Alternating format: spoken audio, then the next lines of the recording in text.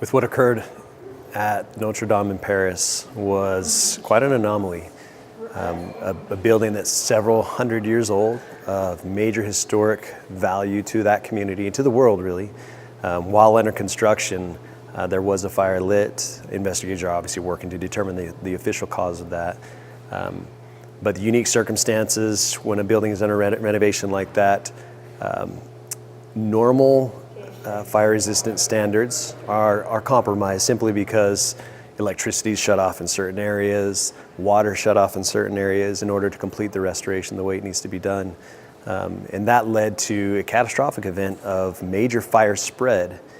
Obviously the construction of the building reinforced the spread as well, meaning heavy timber type resources or type construction fed fuel to that fire. My personal reaction when I saw the events that occurred just over the weekend with Notre Dame, first and foremost was shock.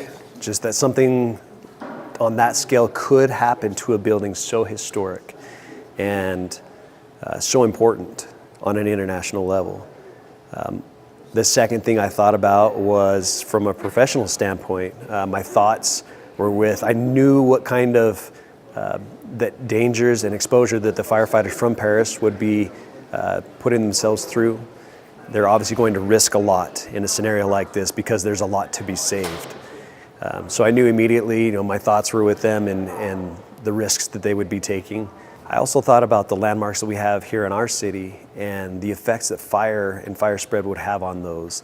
Buildings such as the LDS Temple, the Cathedral of the Madeleine, Masonic Temple, the City-County building, amongst others. There's obviously dozens throughout the city.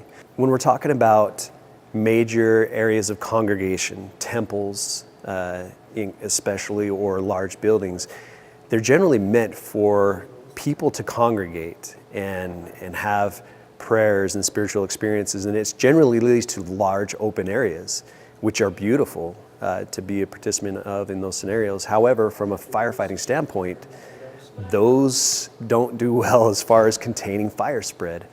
And so knowing somewhat of the layout of Notre Dame, I understood how fast the fire would spread and how much of the contents would be exposed to those fire hazards as well. We understand the uniqueness of those particular buildings, and therefore we do what's called pre-planning, meaning before there's an event that occurs, we go out as a fire department with the fire marshal's office and with the first responding crews in that particular area, and we go out and we assess what the hazards will be, what resources will be required to mitigate incidents, especially on the fire side of things, what other agencies may be involved. On a large-scale event, it's not necessarily going to be just a fire department response.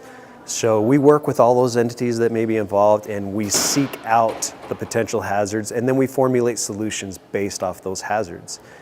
Especially for these, what we would consider target hazards in our city, we have multiple options in place. We don't have just plan A that we rely on. We have plan B, C, and so forth, knowing that based off of the conditions that we will see, we will have to have flexibility in our approach. If we have any citizens that are concerned and want to know maybe what our approach would be to any of these target hazards within our city, they can by all means visit any of our fire stations. They can also come down to our public safety building and ask for any fire department member, and we'd be happy to share any assessment material that is applicable.